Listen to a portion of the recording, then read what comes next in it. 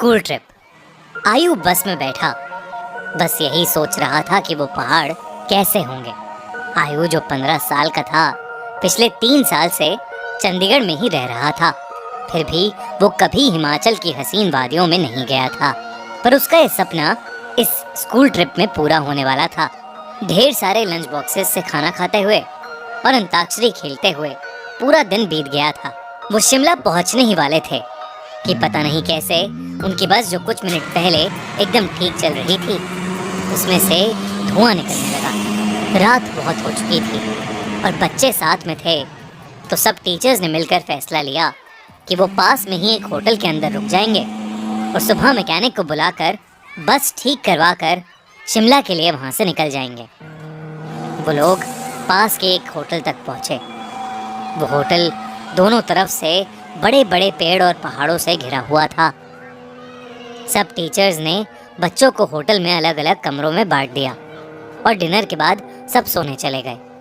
आयु को अपने 2 दोस्तों अमन और रोहन के साथ कमरा मिला था और वो बहुत खुश था क्योंकि वो दोनों उसके काफ़ी अच्छे फ्रेंड्स थे।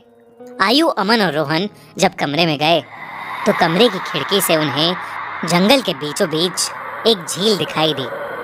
उन सभी को याद था कि कैसे पिछली स्कूल ट्रिप पर रात में 2 बच्चे ऐसे ही झील पर निकले थे और वो स्कूल के सबसे पॉपुलर बच्चे बन गए। तो उन तीनों ने भी प्लान बनाया कि इस बार वो भी कुछ कारनामा करेंगे। उन्होंने सोचा कि वो होटल से छुपके से निकल जाएंगे और उस झील पर जाकर फोटो खींचकर वापस आ जाएंगे। जैसे ही होटल का गार्ड सो गया, वो तीनों निकल गए। झील दिखने में तो होटल से ज्यादा दूर नहीं लग रही थी, पर वो तीनों करीब आधा 1 घंटा झील की तरफ चले जा रहे थे और जंगल का रास्ता था कि खत्म ही नहीं हो रहा था।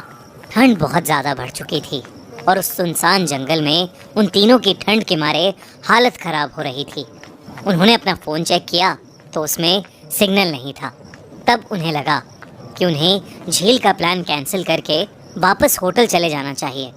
अपने फ़ोन की फ्लैशलाइट के सहारे वो वापस होटल का रास्ता ढूंढने लगे। रास्ता ढूंढते ढूंढते अमन और आयु, जो रोहन के थोड़ा आगे चल रहे थे, जब पीछे मुड़े तो उन्होंने देखा कि रोहन वहाँ था ही नहीं। तभी उन्हें अपने पास में से किसी के भागने की आवाज़ आई। वो बहुत घबरा गए, पर क्योंकि वो रोहन को अकेला नहीं छोड़ सकते थे तो उन्होंने उस कदमों की आवाज़ का पीछा किया। वीरान और घने जंगल के बीच वो उन कदमों की आवाज़ों का पीछा करते गए, जो कुछ मिनटों बाद बंद हो गई। रोहन उनको अभी तक नहीं दिखा था और अमन और आयु अब बहुत ज़्यादा डरने लगे थे। लेकिन तभी उन्हें ऐसी आवाज़ आई कि मानो कोई ज़मीन खोद रहा था।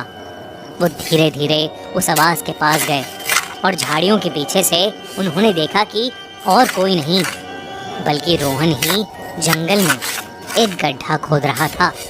उन्होंने डर के मारे रोहन को पुकारा। रोहन उनकी तरफ मुड़ा और उन्हें गुस्से से भरी आंखों से देखने लगा।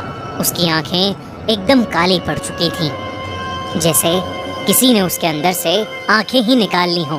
अमन रोहन के पास गया और उसने रोहन के कंधे पर हाथ रख के उससे पूछा कि उसे क्या हुआ है। लेकिन रोहन के कंधे पर हाथ रखते ही रोहन अमन के ऊपर चिल्ला उठा और रोहन ने उसे एक बहुत तेज धक्का दिया। अमन काफी दूर जाकर गिरा। रोहन के अंदर कोई अजीब सी शक्ति आ चुकी थी। आयु भागा भागा अमन के पास गया। रोहन अब आयु की तरफ आगे बढ़ने लगा, पर जैसे ही वो आयु के पास आया, रोहन को अजीब से दौरे पड़ने लगे और वो बेहोश हो गया। आयु उसको होश में लाने की कोशिश करने लगा और जैसे ही रोहन होश में आया, उसने अमन की तरफ देखा और जोर जोर से चिल्लाते हुए कहने लगा, वो अमन के अंदर है। तभी आयु ने देखा तो अमन सर झुकाए नीचे बैठा था। उसने अचानक से अपना सर उठाया और उसकी आंखें भी बिल्कुल काली पड़ी थीं। इससे पहले आयु और रोहन कुछ कर पाते, अमन जो कुछ देर पहले तक चोटिल था, वो उठकर जंगल के अंदर भागने लगा। रोहन और आयु ने उसका पीछा किया और फ़ोन की फ्लैशलाइट में देखा कि अमन एक खंडर की तरफ भाग रहा था। करीब जाकर उन्हें दिखा कि वो खंडर दरअसल में एक बहुत पुराना घर था, जिसे देखकर ऐसा लग रहा था कि वहाँ सालों से किसी इंसान ने कदम भी नहीं रखा था। दोनों बहुत ही डरे हुए थे और उनकी आगे जाने की हिम्मत नहीं हो रही थी। पर अमन को बचाने के लिए आयु और रोहन उस खंडर में घुस गए। ऊपर के एक फ्लोर से उन्हें एक आवाज आ रही थी। वो उस आवाज के पास पहुंचे तो जो उन्होंने देखा उस पर उन्हें विश्वास ही नहीं हुआ। उन्होंने देखा कि अमन बेहोशी की हालत में हवा में लटका हुआ था और एक बूढ़ी औरत उससे बात कर रही थी। उस औरत का चेहरा बहुत भयानक था। उसकी आंखें एकदम काली थीं। खाल लटकी हुई और बिखरे हुए सफेद बाल उसे और डरावना बना रहे थे। वो दोनों उस औरत को देखते ही वहां से बाहर भागे। वो औरत भी उनके पीछे पीछे आने लगी। आयु और रोहन जल्दी से सीढ़ियों से नीचे उतरे और उस खंडर के घर के दरवाजे तक पहुंचे। उन्होंने जब मुड़कर एक बार पीछे देखा तो वो बूढ़ी औरत किसी कीड़े की तरह रेंगती हुई सीढ़ियों से उतर रही थी और उनके पास ही आ रही थी। वो किसी तरह वहां से निकलकर जंगल की ओर भागे और भागते चले गए। भागते भागते उन्हें पता नहीं चला कि कब वो उस झील के पास आ गए थे, जिस झील की तलाश में वो होटल के बाहर निकले थे। रोहन और आयु दोनों भागते भागते उस झील के अंदर गिर पड़े और डूबने लगे। उन्हें ऐसा लग रहा था कि जैसे कोई उन्हें अंदर खींच रहा हो। आयु किसी तरह झील से बाहर आ गया, पर उसकी आंखों के सामने रोहन झील में डूब गया और वो कुछ भी नहीं कर सका। आयु ये सब देखकर इतना घबरा गया कि उसे चक्कर आने लगे और वो वहीं बेहोश होकर गिर पड़ा। आयु की जब सुबह आंख खुली तो वो उसी होटल के कमरे में था।